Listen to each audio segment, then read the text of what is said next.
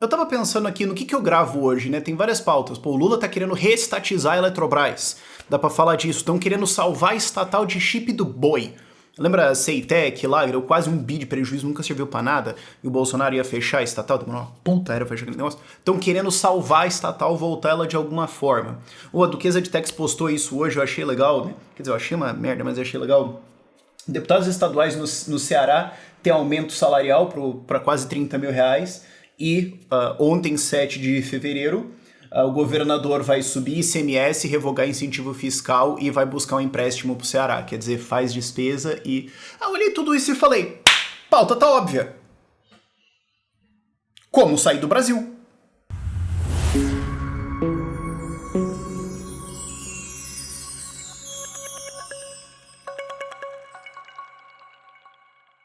E assim, eu trato isso como uma forma de compensação kármica galáctica, digamos assim, né?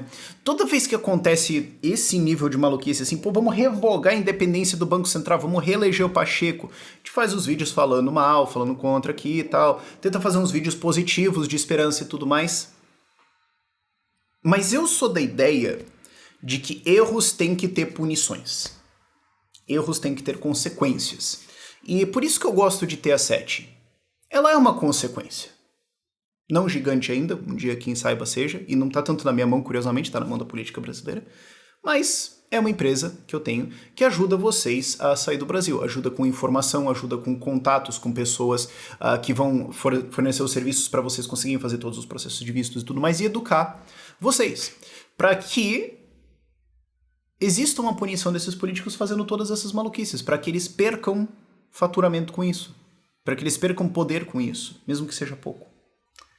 Então deixa eu explicar para você 3 formas diferentes que você pode sair do Brasil, que muita gente não sabe. Porque as pessoas tendem a achar que para sair do Brasil você precisa ter um contrato de trabalho, né? Você precisa ter sido contratado já em outro país, ou você precisa ter o passaporte. E tá, os dois ajudam, beleza, são 2 formas válidas, mas elas tendem a ser um pouco mais difíceis, né? O passaporte é meio... É longo o processo, dá pra fazer, mas é longo.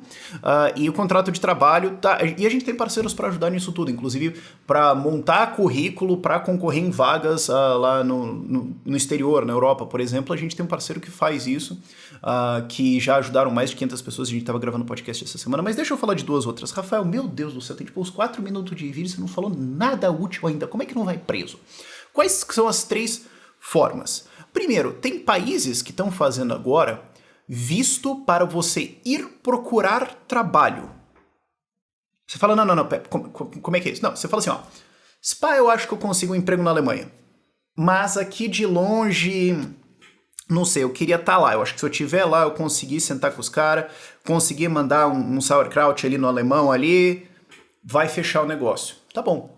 Portugal, Áustria e Alemanha já tem esse visto, e isso é uma coisa que está se expandindo na Europa. Eu suponho que nos próximos 5 anos isso vai se tornar normal na maior parte dos países europeus, que eles vão olhar e falar, cara, por que não? Então assim, como é que funciona o visto? Bom, você precisa provar suas habilidades, você precisa solicitar ele pro país, né? Você não pode só chegar no país e falar, oi! E aí, galera, firmeza? Paz. Então, eu vim procurar um emprego, pode ser? Não, você tem que pedir antes, tudo mais, mas é um processo relativamente simples. E ele nasce da noção de que, assim, tem vários países europeus que estão com desemprego baixo.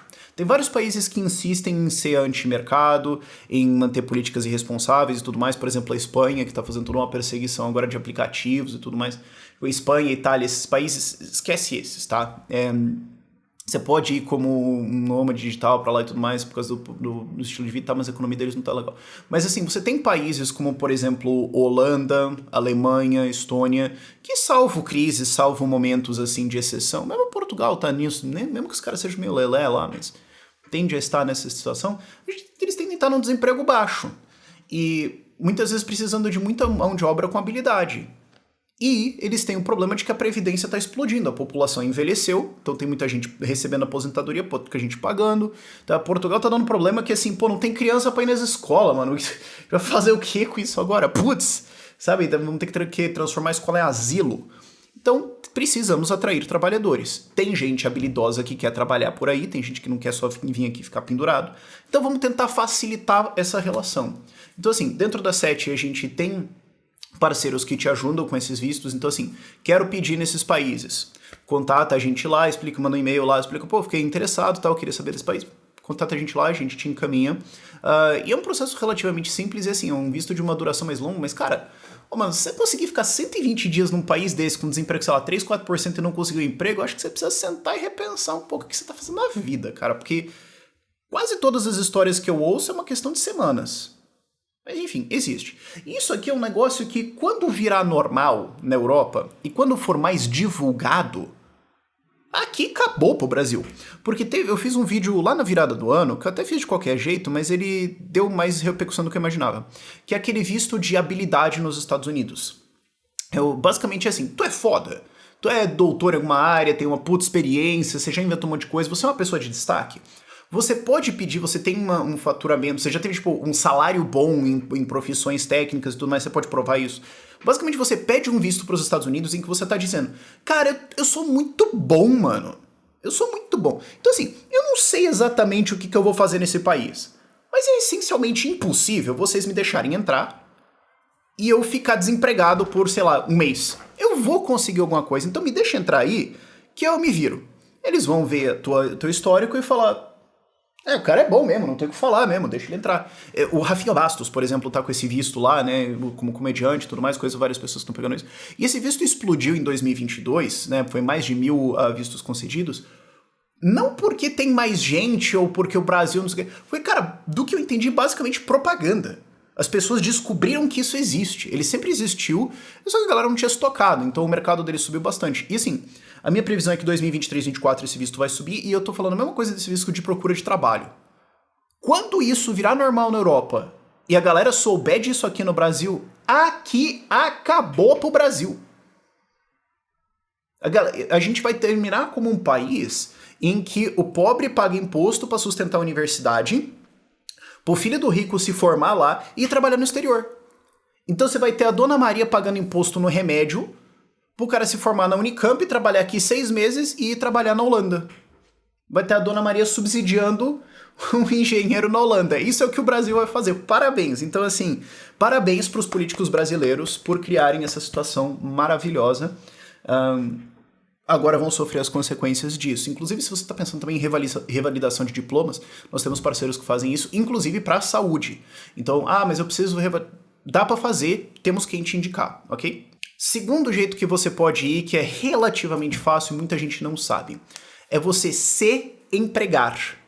Então você abre uma empresa e se contrata, porque esses países que prestam, eles têm uma noção de assim, cara, eu sei que tem gente boa no mundo que quer vir trabalhar aqui e tudo mais. Então não é que eu não quero você. Alguns países idiotas têm a ideia de eu não quero você. Esquece. Okay? Você também não quer eles. Tu vai ser destratado lá, esquece. O recado é claro, entendeu? E eu gosto de quando é assim, você já entende, é isso que você quer? Tá bom, beleza, ok?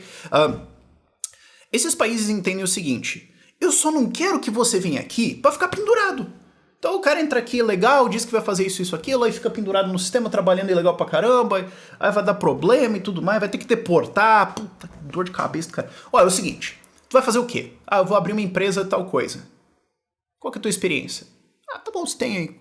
Qual que é o caixa? Você tem caixa pra rodar? Sim, seja bem-vindo. Eu tô falando isso no contexto, por exemplo, eu tava tweetando sobre isso uns dias atrás, e um tatuador me respondeu isso no Twitter. Falou, pô, mas eu queria ir, eu falei, cara, tu é tatuador. Você tem experiência, você tem um negócio, você tem histórico, você tem o seu portfólio.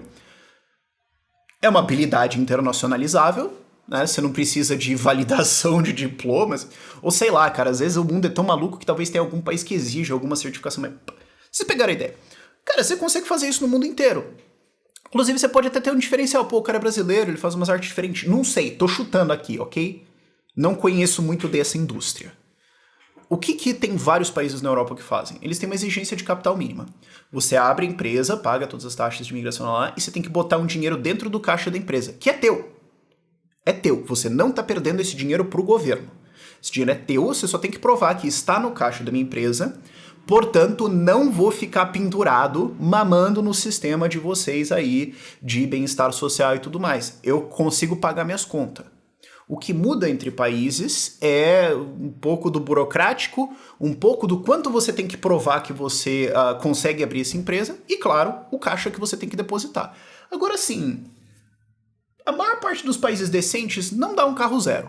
Ok? Eu acho que o único aqui que dá um valor que eu olhei e falei, não sei se vale a pena, é Lituânia. Lituânia é 28 mil euros. Olhei e falei, cara, 130 mil reais? Pela Lituânia? Não sei, cara. Alguém precisa dar um toque nos caras e falar, mano, baixa isso aí. Sério. A Lituânia não tá tão cara assim. A Estônia é 16 mil. Você abre uma empresa, se ela for um sócio, né? É só sua, né? Não tem nenhum sócio contigo. Se você tem 16 mil euros no caixa, você se contrata e seja bem-vindo, você pode ir pra lá. Esse visto também ficou famoso em um pouquinho mais de Portugal, por exemplo, que esse visto era um pouco mais conhecido, que é em torno de 5 mil euros, que é o recomendado de caixa da empresa, e mais aí uns 1.500, 2 mil euros de taxas. Então vai dar uns 7 mil euros, 7 vezes 5, 35, dá uma completa no álcool aí, 40 mil. Não é de graça, não é passeio, mas sim também, cara, pô, tu quer mudar de país e tudo mais, você não consegue ir com uma mão na frente e outra atrás, cara. Isso aí é irresponsável e vai dar errado. Então, assim, não é um custo estratosférico. Honestamente, se você for pensar no custo de outras coisas, isso aqui tá até mais barato, de outras coisas pra ir pra fora e tudo mais. Não tá fora. E assim, de novo, é um dinheiro que é teu. Você vai gastar isso no teu aluguel, na tua alimentação e tudo mais. Você não tá pagando isso pro governo. É diferente daqueles vistos, assim, tipo, comprar uma cidadania.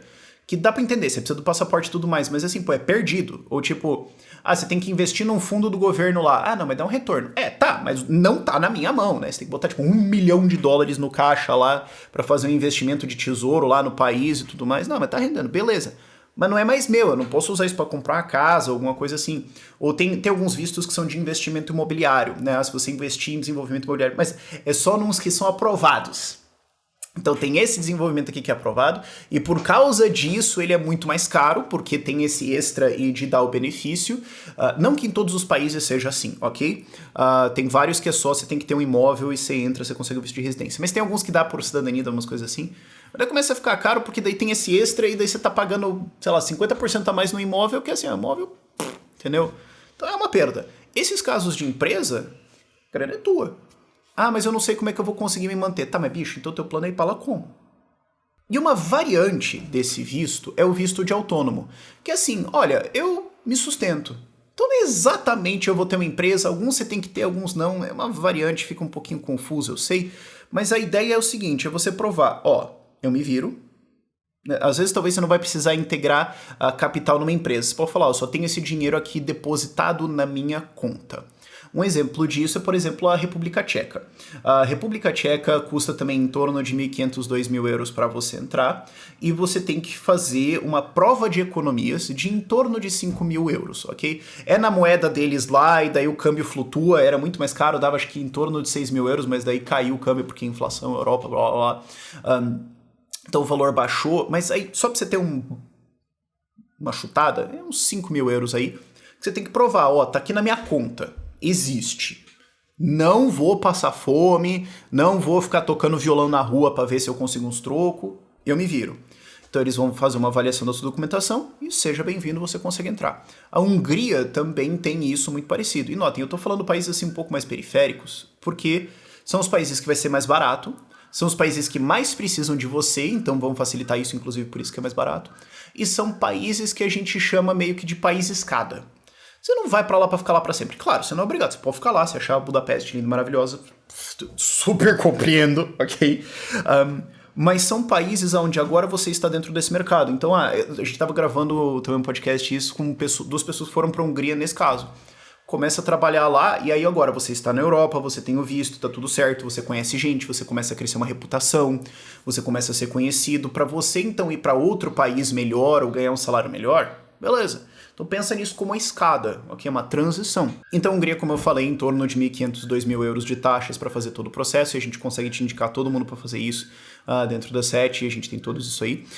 Tudo isso que eu tô falando aqui, que a gente já fez, já mandou, tem contatos, tem tudo, ok? E mais os 5.000 para você provar de reservas, de não vou ficar aqui passando fome enchendo o saco. Rafael, isso aqui tá muito Europa. Tá bom, Emirados Árabes. Emirados Árabes é mais ou menos a mesma lógica, todos esses países é mais ou menos a mesma estrutura, tem alguns detalhezinhos mudando, tá? Mas em torno de $7.000 de taxas, então isso aí largamente perdido, aqui é o processo todo. Porém, não precisa integralizar a capital, provar que tem os não sei o que, é só, você fez isso aqui, tá bom. É porque eu acho que a Arábia Saudita tem mais um negócio assim de, ó, cara, se tu for tocar violão na praça e tudo mais pra conseguir uns trocos, tu vai morrer de insolação. Então já não enche mais o saco. E vai ficar dependendo o que do sistema aqui, de que sistema? Não tem nada. Ou tu vem aqui pra trabalhar ou acabou. Eu acho que é mais ou menos essa a lógica dos caras. Então, por isso que eu acho que eles não exigem tudo isso, não. A Europa tem mais sentido exigir mais isso. Ou Panamá também. Panamá, você tem todo o processo de você incorporar uma empresa, de você fazer o processo todo de imigração papelada do seu QI, e o capital da empresa tudo somado, dá em torno de 6 mil, 7 mil dólares. Panamá, então, Caribe, muito mais sol, muito mais praia.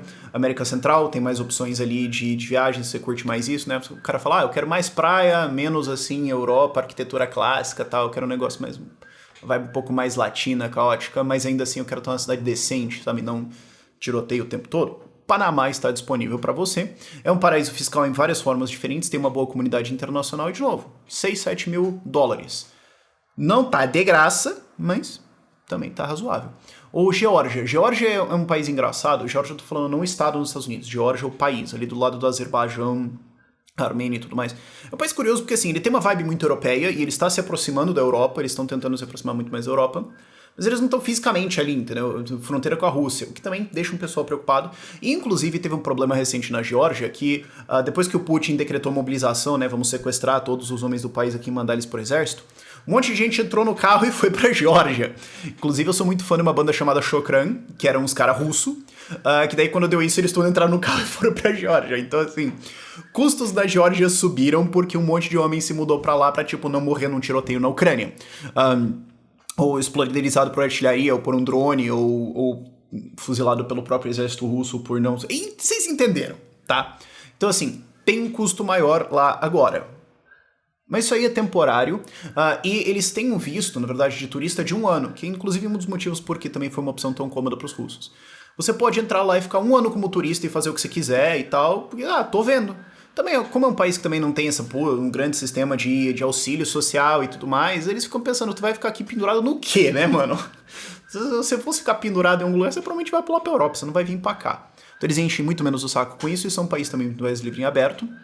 E eles têm um visto também, se você quiser ficar além desse tempo, que é o visto de nômade digital, que você tem que provar mais ou menos $1.900 por mês de renda mensal.